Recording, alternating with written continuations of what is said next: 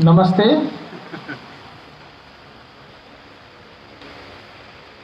भारतीय राजदूतावास द्वारा आयोजित भारत के 74वें स्वतंत्रता दिवस के समारोह में आप सभी का स्वागत है।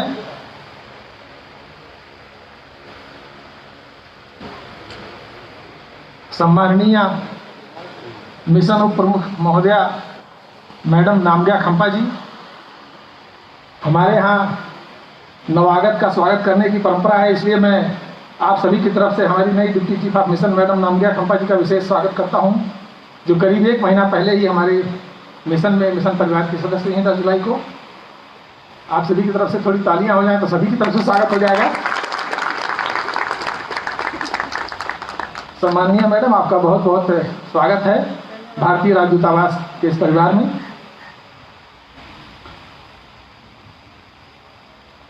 आप सभी अपना अपना स्थान ग्रहण कर लें।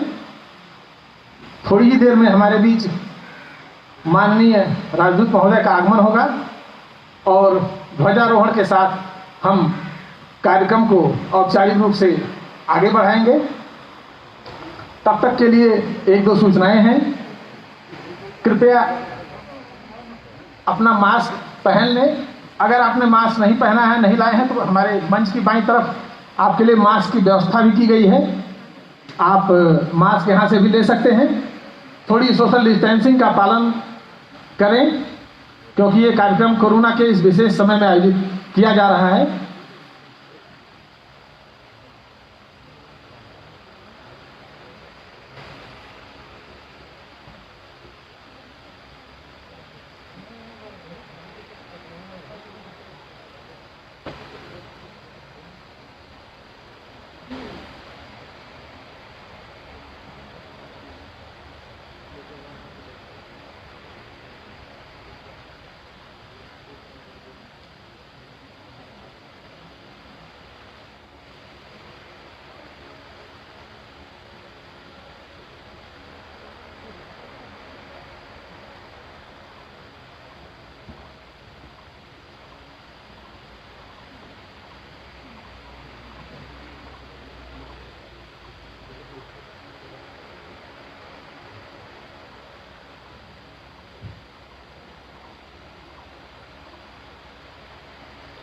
सम्माननीय मित्रों, ध्वजारोहण का आज का ये हमारा कार्यक्रम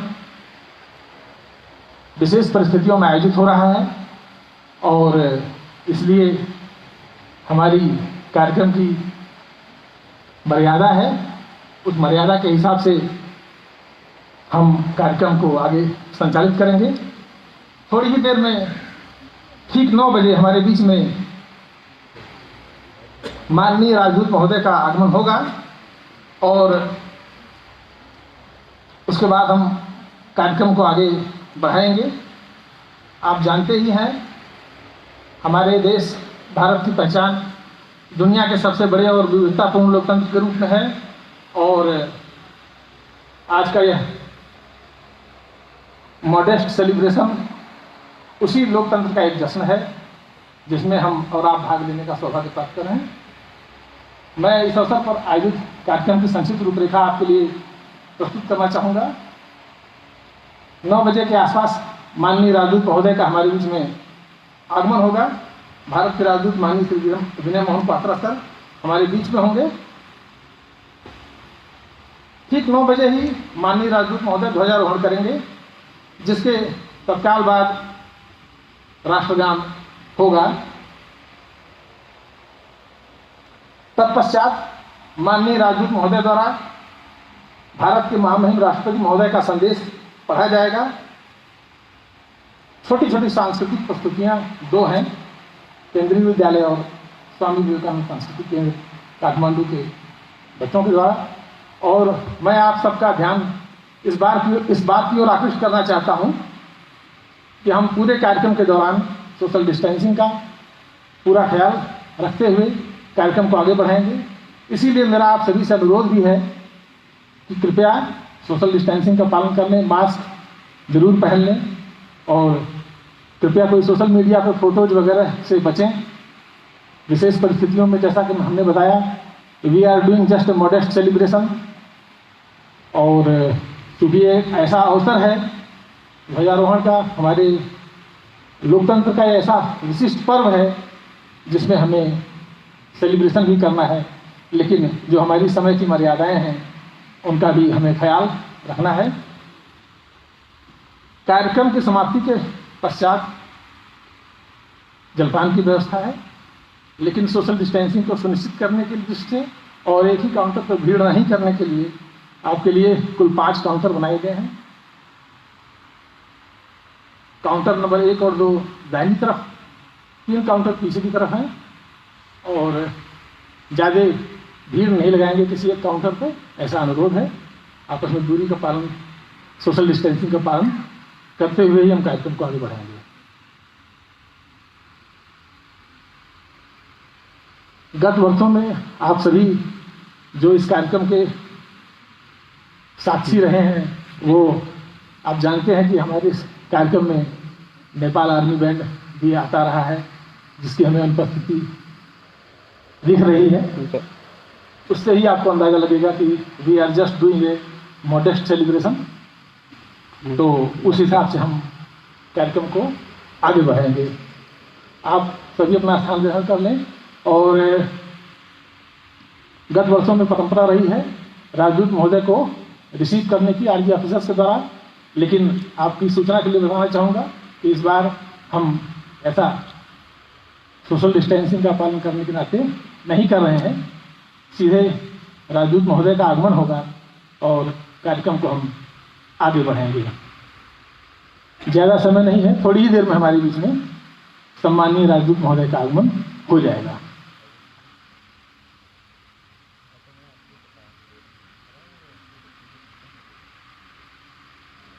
प्रतीक्षा की घड़ियां लंबी ही होती हैं, लेकिन बहुत लंबी नहीं है।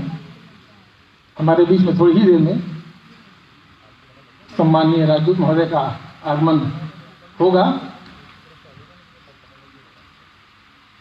सम्मानीय मित्रों, आज भारत के 74वें स्वतंत्रता दिवस पर आयोजित इस कार्यक्रम के बहाने ये समय है हमारे लिए उन वीर जवानों और उनके परिवारों को भी याद करने का, जो अपने प्राणों की बाजी लगाकर भी हमारे इस लोकतंत्र की शान को बनाए रखते हैं और रिपब्लिक ऑफ इंडिया के लिए अपने प्राणों की आहुति देने से भी पीछे नहीं हटते।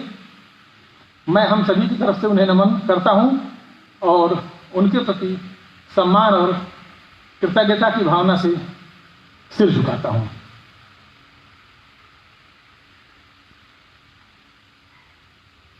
अभी अभी हमने स्वतंत्रता आंदोलन के सूत्रधार गांधी जी की 150वीं जयंती जन्मशती भी मनाई है।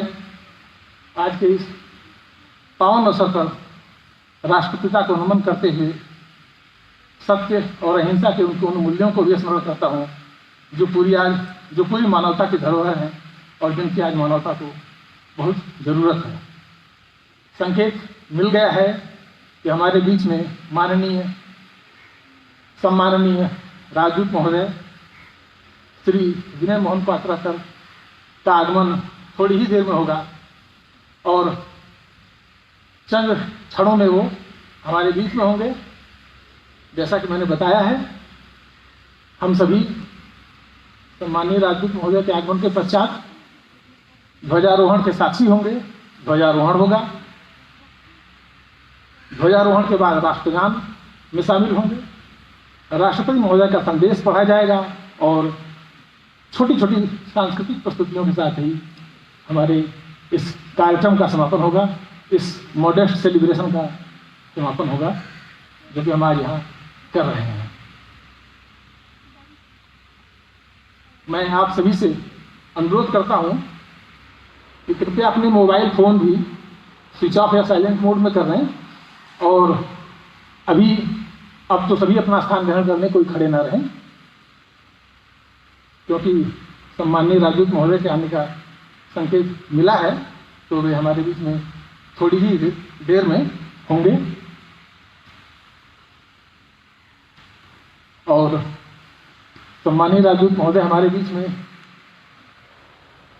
आ ही गए हैं, मैं उनको देख पा रहा हूं।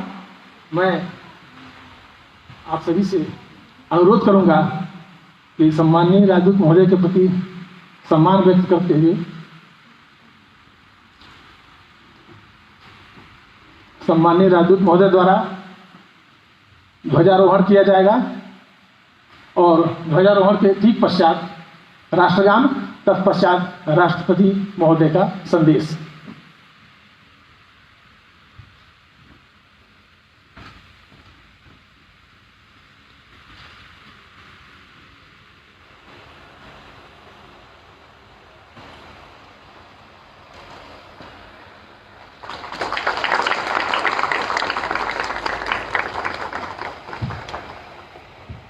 जन गण मन अधिनायक जय हे भारत भाग्य विधाता।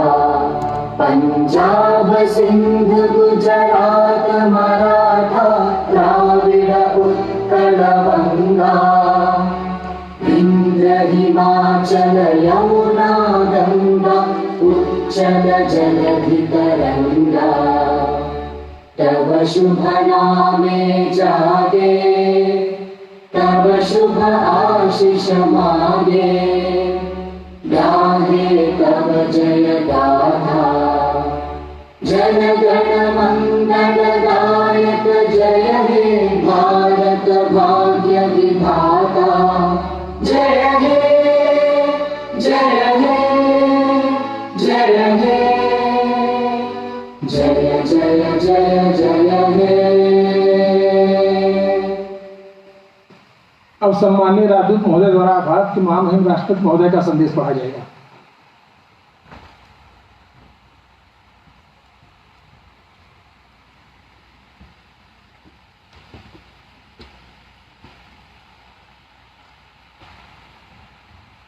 नमस्कार।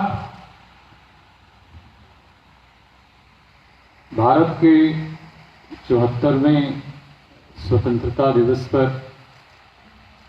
यहाँ पर उपस्थित आप सभी लोगों को और इस सौजन्य से नेपाल में स्थित सभी भारतीयों को, उनके परिवारजनों को, उनके मित्रों को,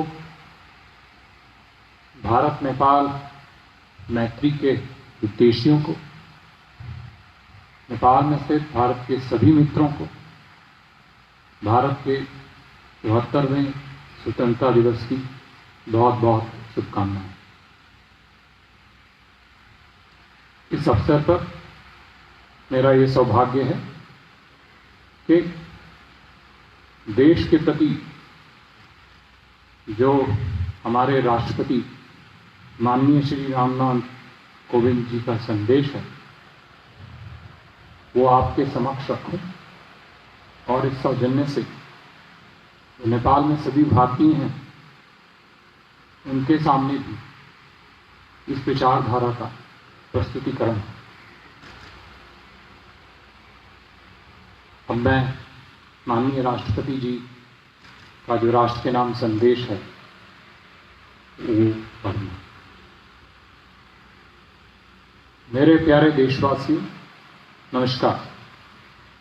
74वें स्वतंत्रता दिवस की पूर्व संध्या पर देश विदेश में रह रहे भारत के सभी लोगों को बहुत बहुत बधाई और ढेर सारी शुभकामनाएं। हमारे युवाओं के लिए यह स्वाधीनता दिवस गौरव को महसूस करने का दिन है।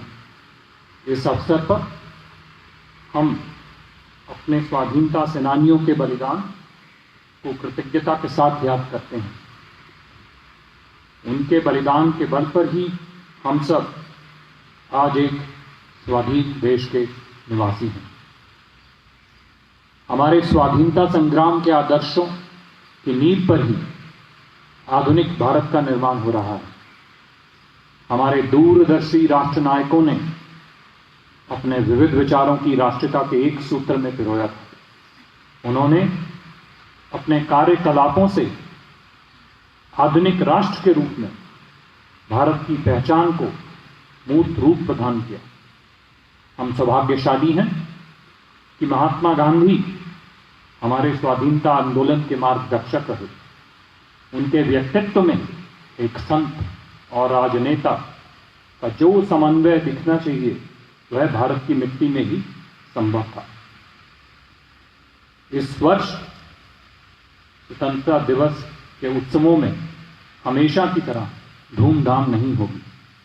इसका कारण स्पष्ट है।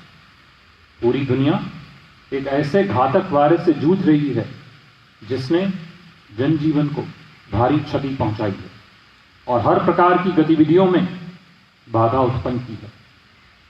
यह बहुत आश्वस्त करने वाली बात है कि इस चुनौती का सामना करने के लिए केंद्र सरकार ने पूर्व अनुमान करते हुए समय रहते प्रभावी कदम उठा लिए।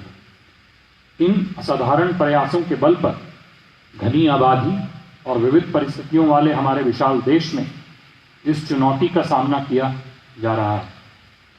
राष्ट्र उन सभी डॉक्टरों, नर्सों तथा अन्य स्वास्थ्य कर्मियों का ऋणी है जो कोरोना वायरस के खिलाफ इस लड़ाई में अग्रिम पंक्ति के योद्धा रहे हैं।